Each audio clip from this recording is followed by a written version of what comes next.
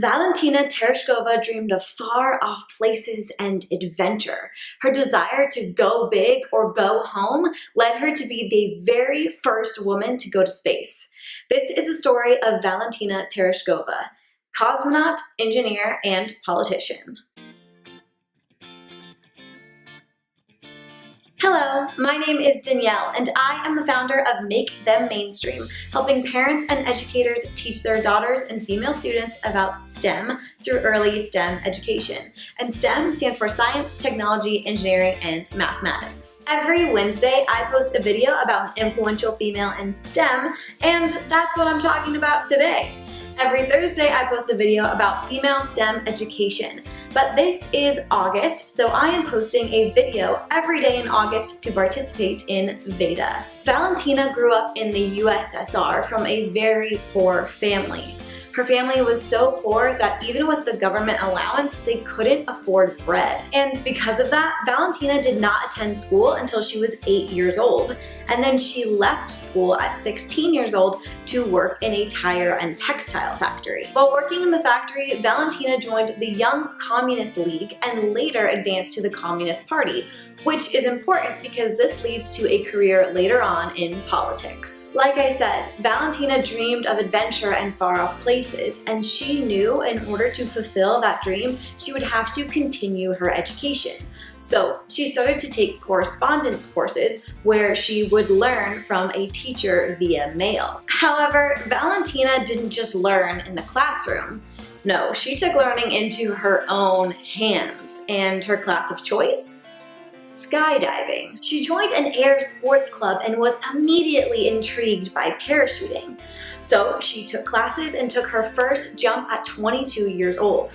While at the air sports club, she made at least 126 jumps. 2 years later, a man named Yuri left the Earth's atmosphere and became the first human to go to space.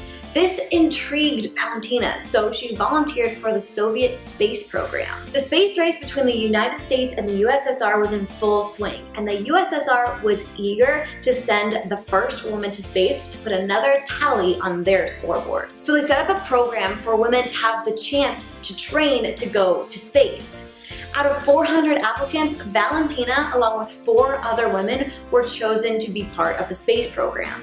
And the reason Valentina was chosen was because of her experience with parachuting. And her parachuting experience was so important because at the time, cosmonauts, or as we call them, astronauts, had to parachute out of their capsules before their capsule hit the ground while returning to Earth. All 4 of these women that made it into the program were given 18 months of intensive training. And the only woman that would be allowed to go to space was Valentina. Valentina would make her journey to space on June 14th, 1963, and she orbited the Earth 48 times and logged more than 70 hours in space. This was way more time in space than anyone in the previous missions had accomplished. Upon return, Valentina Tereshkova was honored with the title Hero of the Soviet Union. She received the Order of Lenin and the Gold Star Medal. She became a spokesperson for the Soviet Union, and while fulfilling this role, she received the United Nations Gold Medal of Peace. After going to space, she got her PhD in engineering and would have various political positions. To this day, she is still an advocate for world peace, and she works towards world peace every day. Her passion for world peace came out of a moment of clarity while she was in space.